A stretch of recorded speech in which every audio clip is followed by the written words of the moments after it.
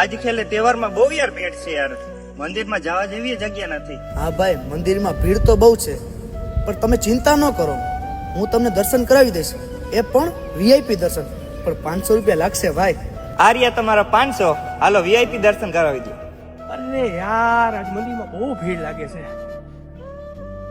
જોયું ને કેવડી મોટી લાઈન છે. હા ભાઈ, લાઈન તો બહુ લાંબી છે, લાગે છે એકાદ કલાકે દર્શન થશે. હો અરે ભાઈ, 1 કલાક નહીં, ભીડ જોઈને એમ લાગે છે કે 2-3 કલાકે વારો આવશે. તમે એક કામ કરો, મને 500 રૂપિયા આપો, હું તમને વીઆઈપી દર્શન કરાવી દઉં. કરાવી દેશો દર્શન? અરે ભાઈ, 100% કરાવી દઈશ. એક કામ કરો ભાઈ, હું તમને 500 નહીં 5000 રૂપિયા આપું. ભગવાનને કહો બહાર આવી અને મને અહીંયા દર્શન આપે. શું વાત કરો છો? ભગવાન થોડા બારે આવે, તમારે અંદર જવું પડશે ભાઈ. 50000 રૂપિયા આપું. ભગવાનને કે મારા ઘરે આવીને મને દર્શન આપે. અરે ભાઈ, તમે ગાંડા થઈ ગયા છો? ભગવાનને તમે શું સમજો છો? તો તમે શું સમજો છો ભગવાનને?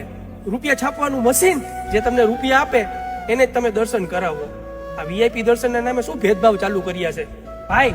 જેને ભગવાનના દર્શન કરવા છે ને, એ 1 કલાક નહીં 10 કલાક પણ લાઈનમાં ઊભા રહી અને ભગવાનના દર્શન કરવા જશે.